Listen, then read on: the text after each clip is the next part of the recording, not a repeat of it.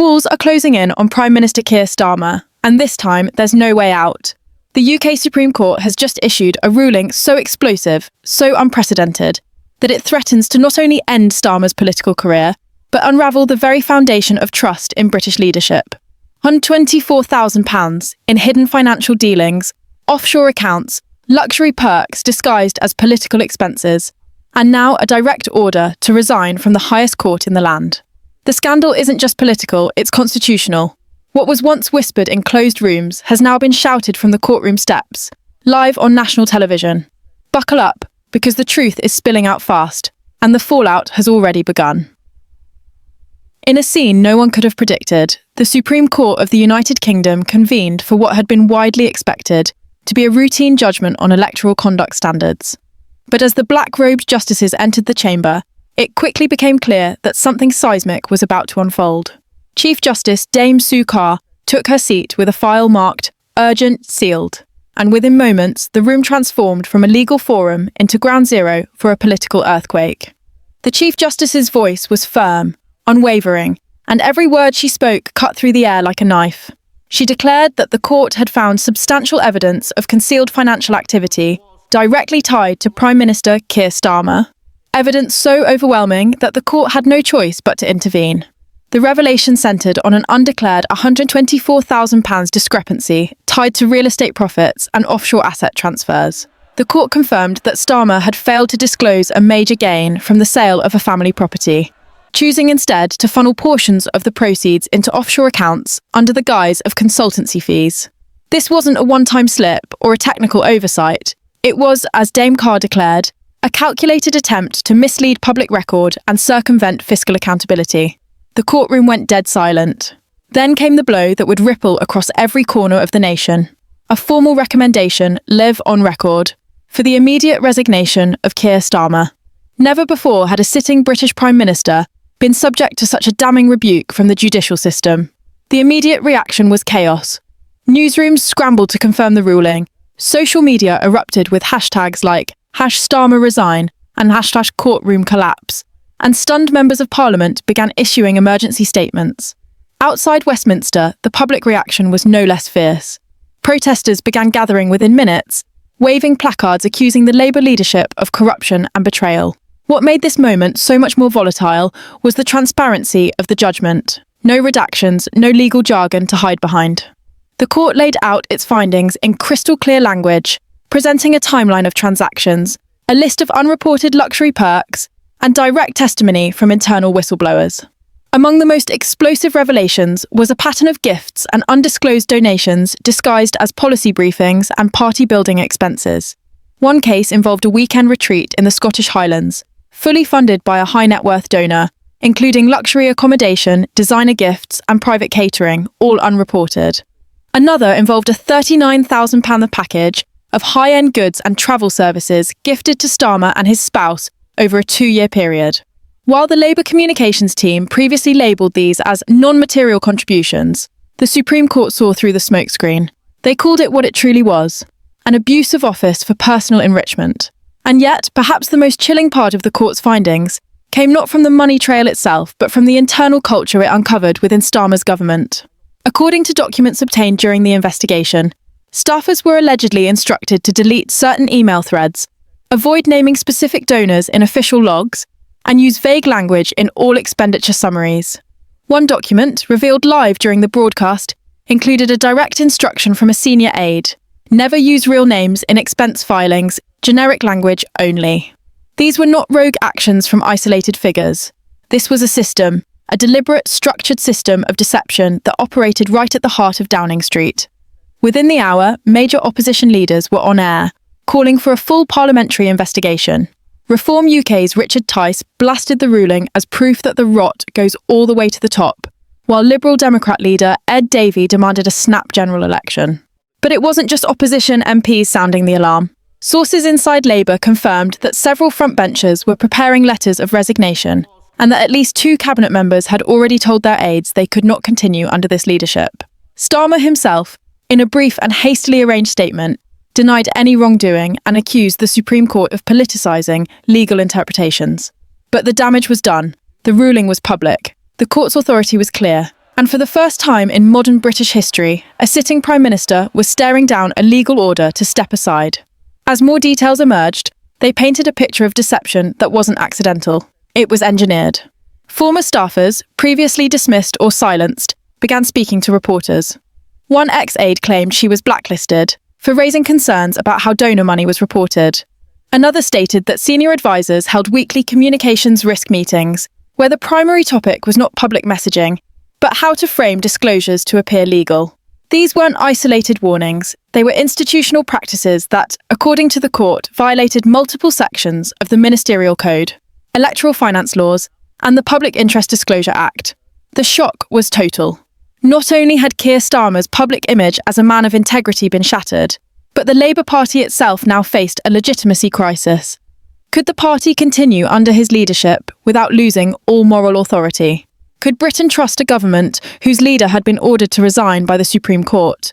Those were the questions echoing across news broadcasts and within households as millions of citizens digested the bombshell judgment. And the worst part? This was just the beginning. The leaks hadn't stopped, and a storm of new evidence was waiting just behind the headlines. As the Supreme Court's ruling reverberated across the UK, the nation entered a period of political paralysis. Government offices fell eerily silent. Emergency meetings were convened behind closed doors, and every media outlet led with the same jaw-dropping headline: Supreme Court orders Prime Minister Starmer to resign.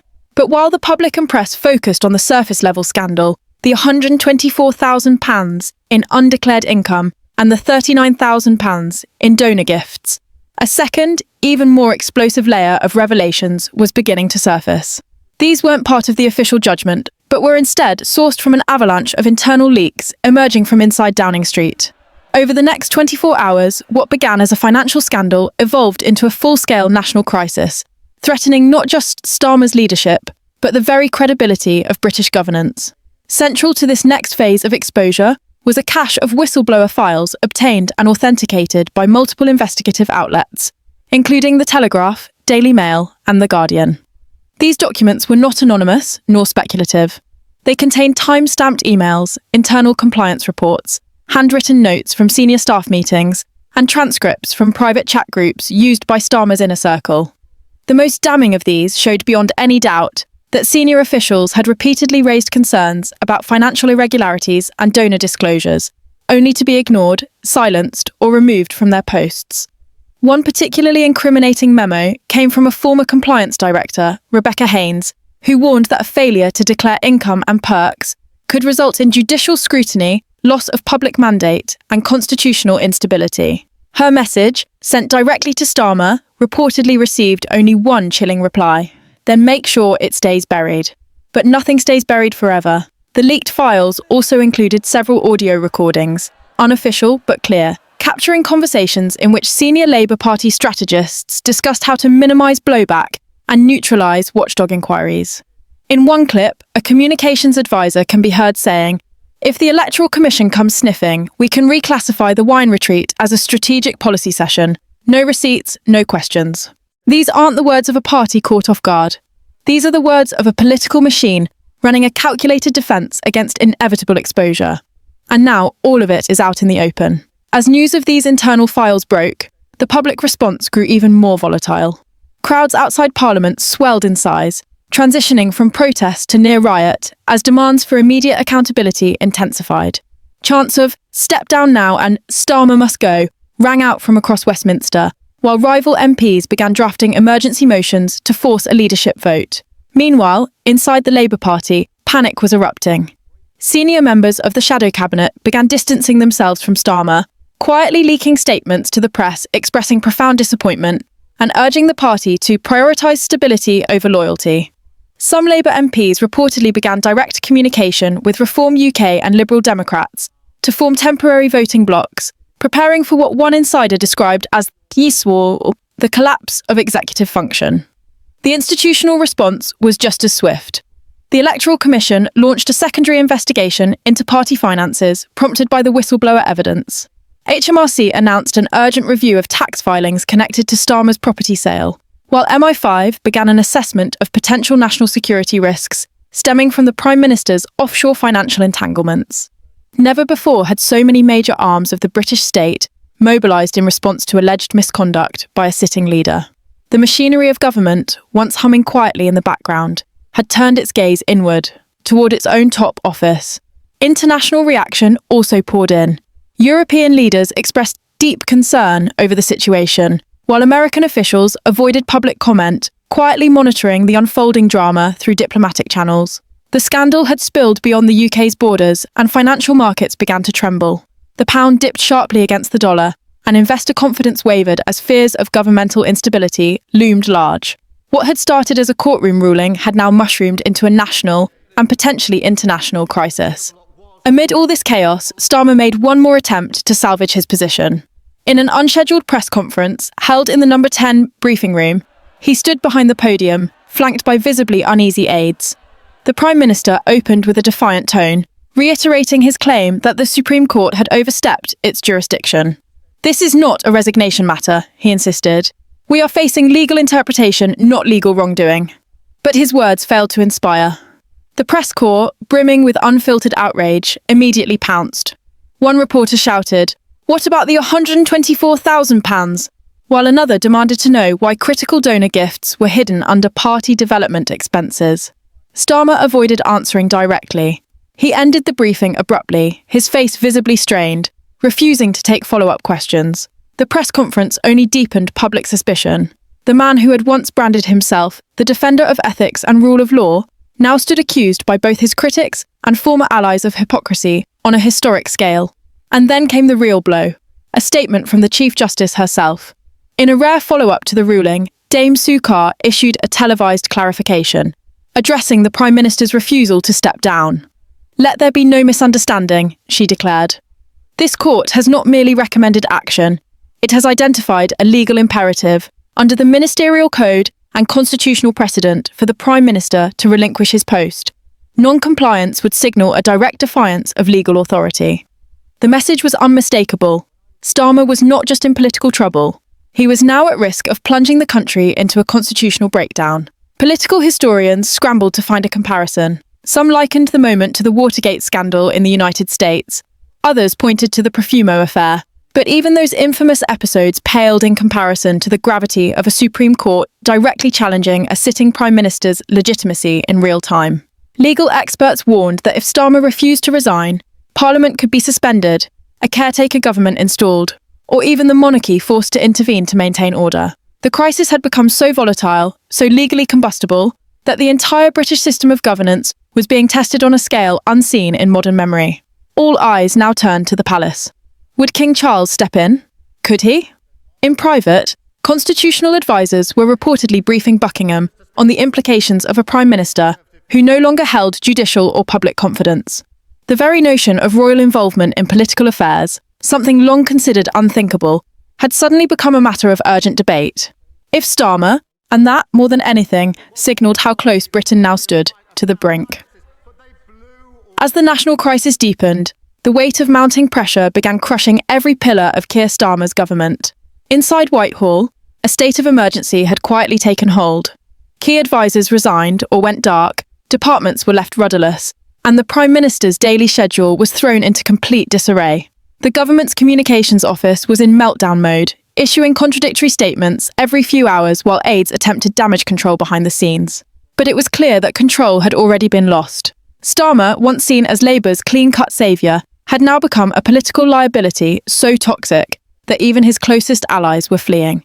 The latest blow came when the Cabinet Secretary, the UK's most senior civil servant, confirmed that multiple government agencies were formally severing ties with the PM's private legal defence team, citing incompatibility with institutional neutrality. That one phrase said it all. The bureaucracy no longer trusted its own head of government. Meanwhile, inside Parliament, the pace of collapse accelerated.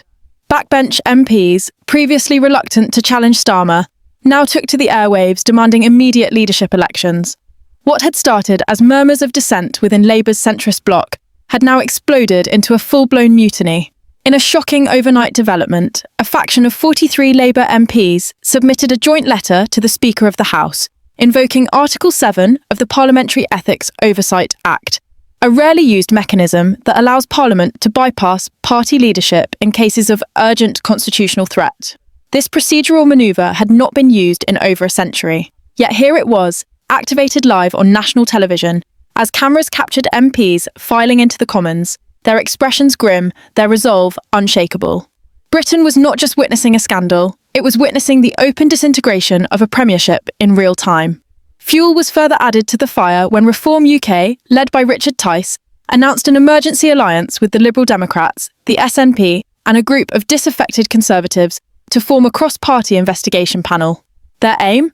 To conduct an independent review of not only the financial misconduct at the centre of the Supreme Court ruling, but also to probe the broader pattern of deliberate obfuscation that now defined Starmer's governance.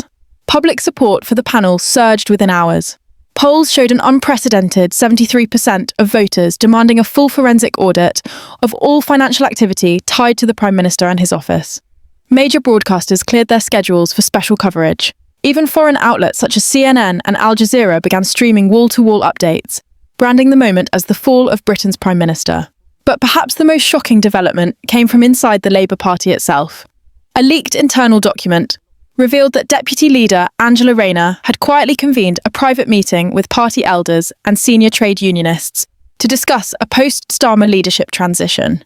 The document marked confidential, strategic scenarios, outlined 3 immediate outcomes: voluntary resignation, party expulsion, or forced abdication via a no-confidence vote.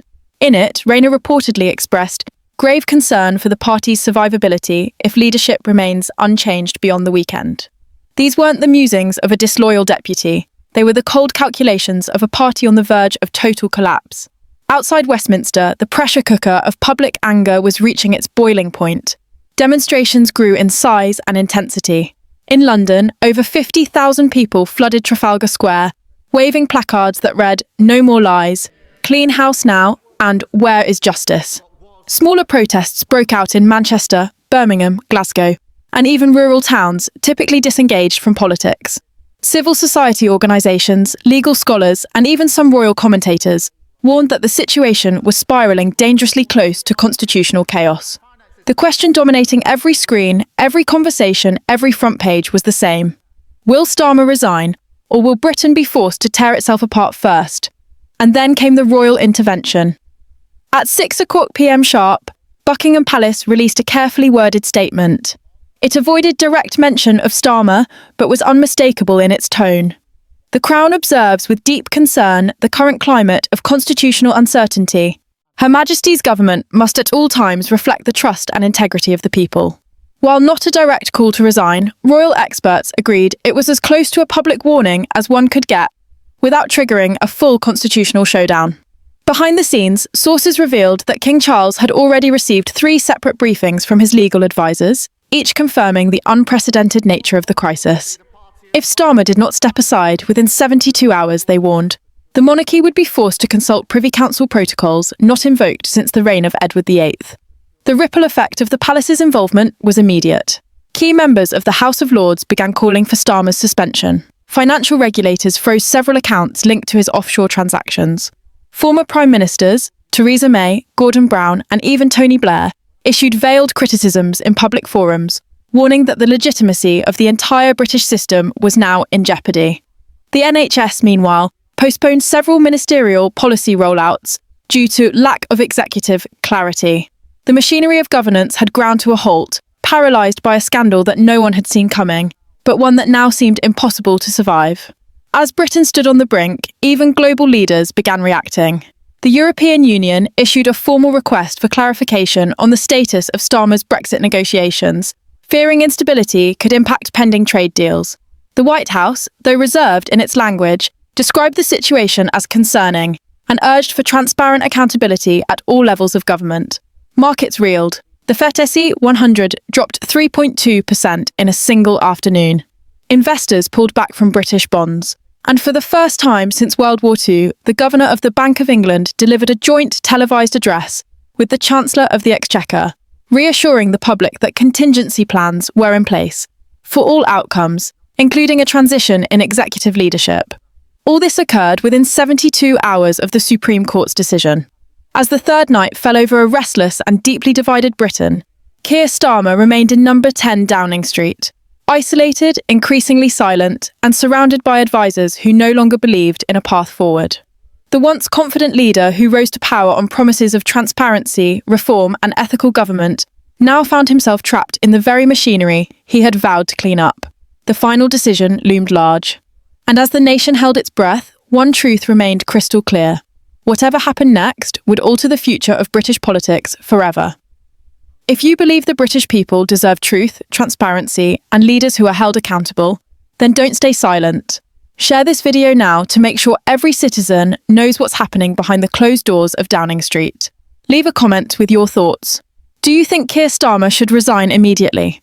And most importantly, subscribe and turn on the notification bell so you don't miss the next chapter in this unfolding political earthquake.